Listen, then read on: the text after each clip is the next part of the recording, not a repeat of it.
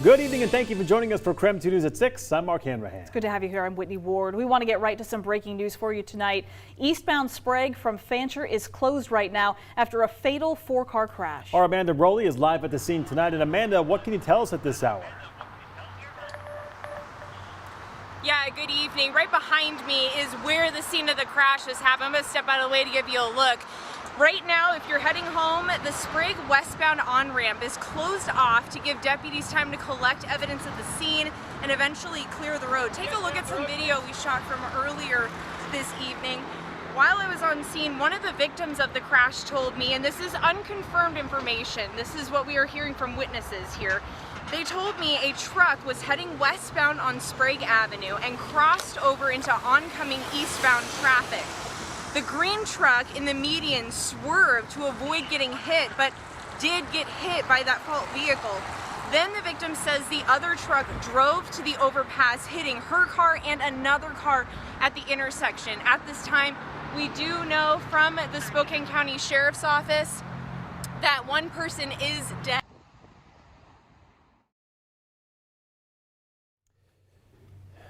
Having some issues there with Amanda's microphone. But again, a deadly crash on eastbound Sprague right there, kind of in the area of the Home Depot area. So avoid that area if at all possible. I understand one of the on-ramps for I-90 is also closed. Yes, the on-ramp for I-90 at Sprague is closed right now, and they are avoiding people to completely avoid that area altogether. They will certainly be out there for many hours. Once we get an update on that situation, we'll be sure to pass it along to you on this broadcast. In the other top news tonight, today, Washington Representative Cathy McMorris Rodgers is defending her vote against establishing a bipartisan commission to investigate the January 6th attack on the U.S. Capitol. McMorris Rodgers was the only representative from Washington to vote against forming that commission, which passed the House largely along party lines yesterday. The 10 members would be equally appointed by Democrats and Republicans, and each with subpoena power, and they would have until the end of the year to complete their work. The top Democrat and Republican on the House Homeland Security Committee negotiated the framework of the bill, and the bill is shaping up to be a partisan battle in the Senate as well. I've made the decision to oppose the House Democrats' slanted and unbalanced proposal for another commission to study the events of January the 6th. Now, at least 10 Senate Republicans would need to vote with Democrats to overcome a procedural filibuster. Some say they are open to that. Set aside politics just this once. Just this once. I beg you, and pass this bill. The FBI has already arrested more than 400 people who stormed the Capitol, and they are still looking for others. Yesterday, they released more body camera footage asking for help finding unidentified suspects who were attacking police with tactical batons and metal knuckles.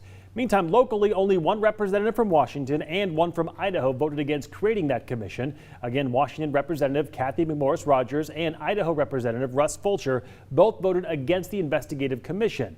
Today, Representative McMorris Rodgers released a statement in response to the House's vote, and in it she thanked the Department of Justice, state and local law enforcement for arresting the people responsible. And she said she fully supports prosecuting every individual who acted illegally to the fullest extent of the law. She then goes on to say the commission established could impede ongoing investigations of these events and delay the prosecution of those responsible by unnecessarily, she said, duplicating efforts. Now, the first part of that statement does echo what she told me back in February when I asked her about what happened that day in the Capitol. The Congresswoman was inside the House chambers when the building was breached. It felt like people were taking things into their own hands, that there was a lawlessness attached to it.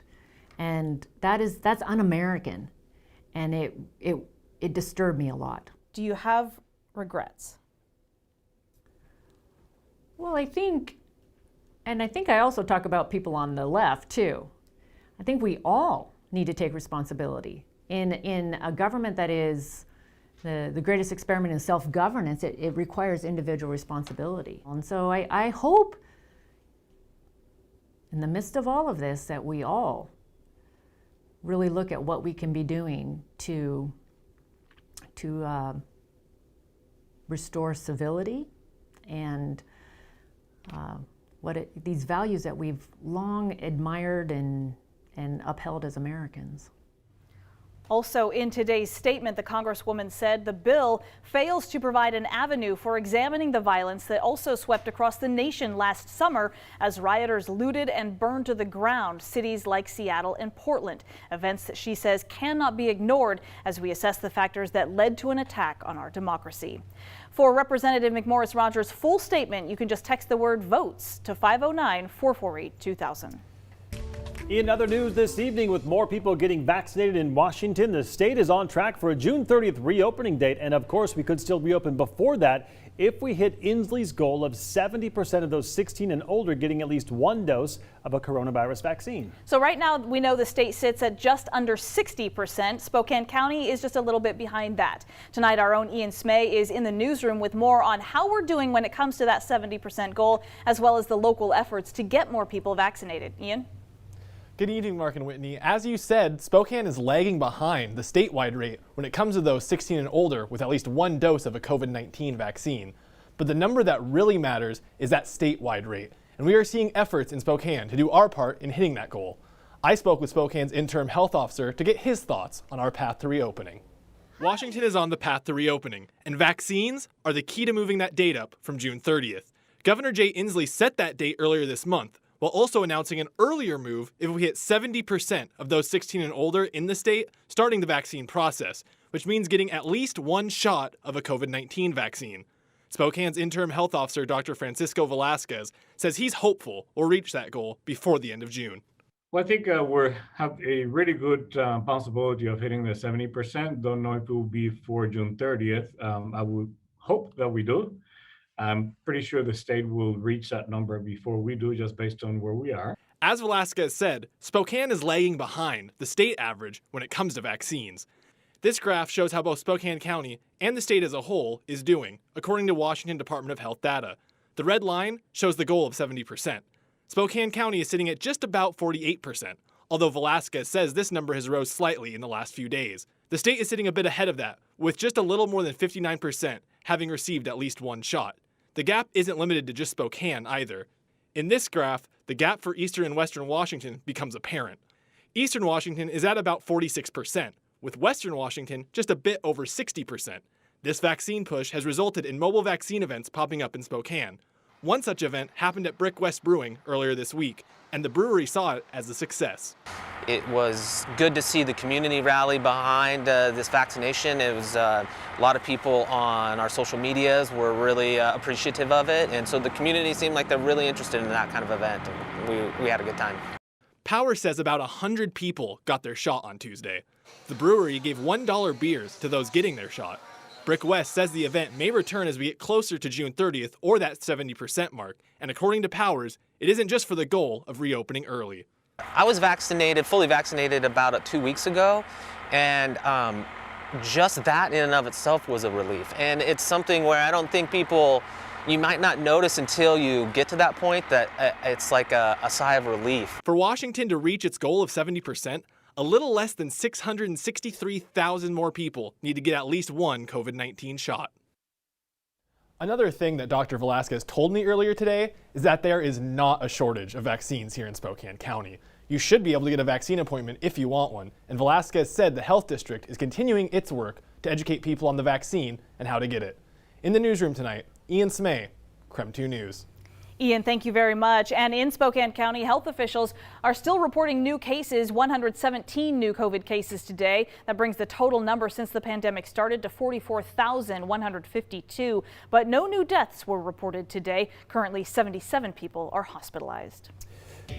And as the push to vaccinate Washingtonians continues, several of you have reached out to the KREM 2 Verify team to ask why people are not being asked to prove that they're vaccinated when removing their face coverings. So last week, Governor Inslee announced that Washington is following the CDC's latest guidance on masks. It means that in most cases, masks are no longer required for fully vaccinated people.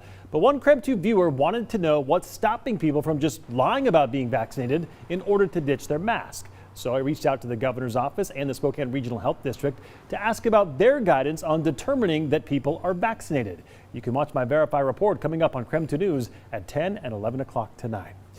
Well, let's transition to talk about whether the chance of rain will continue through the weekend here in the inland Northwest. Meteorologist Tom Sherry in the Outdoor Weather Center at this hour.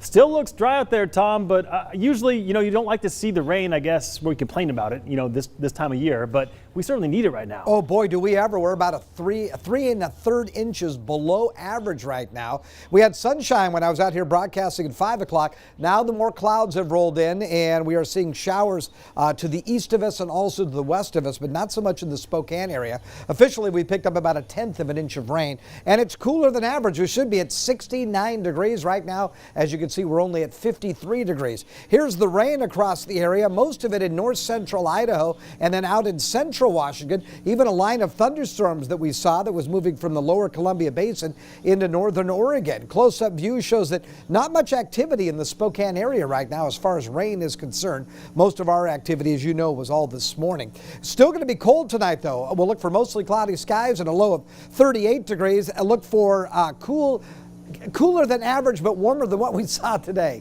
We'll look for a daytime high of 62, which is 10 degrees warmer than today's high, but still below average. The average high is actually 69 degrees, which is what we'll see on Sunday. For Saturday, 68 degrees and just a slight chance of showers over the weekend. And again, anytime we get any rain now this time of year, that is actually a very good thing as we begin to head into the hot summer months. I'll have a look at your 10-day outlook, all coming up in a couple of minutes. Looking forward to that, Tom. Thank you very much. In the meantime, a mile of the Centennial Trail is getting a facelift in west central Spokane.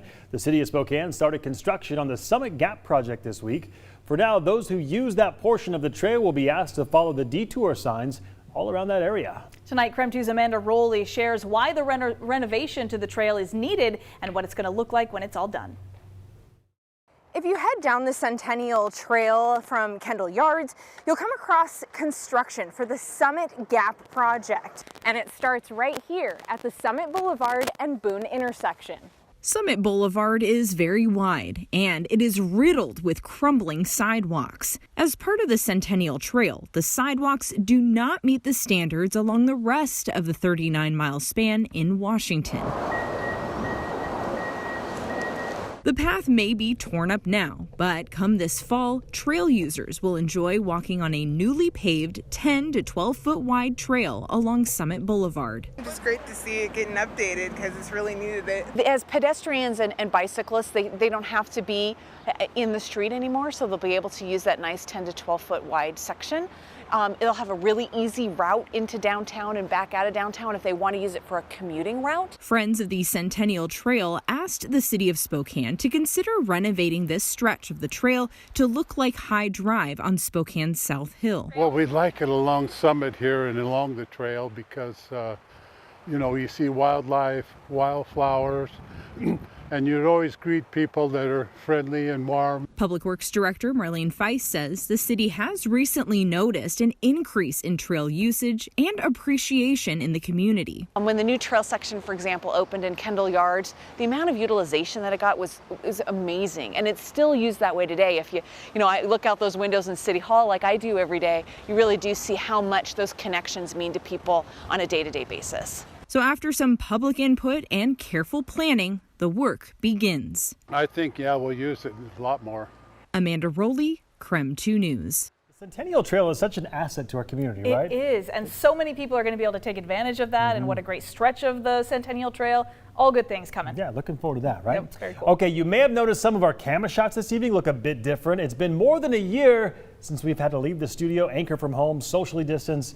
We're now back in the studio and we're together, right? It was a really long year. We have been waiting to finally get back to this beautiful studio and be able to just talk to each other the way we're used to, what is normal to us. So obviously you and I are both fully vaccinated, so we know we can be safely in the studio without socially distancing, and we couldn't be happier about it. Yeah, for a while when we came back, we were 10 feet apart, I know. And then 6 feet apart was the guidance, and now we can be right next to each other. And you wouldn't think that 10 feet really would make that much of a difference, but it did. Everything felt impersonal. Right? Yeah, it just feels good to be back kind of to normal, right? Yeah, it does. We love it. All right, still to come tonight as the Inland Northwest gears up for wildfire season, so is the area's biggest utility company, Avista. So coming up, we asked Avista what's being done now to get ready for what could be another severe season.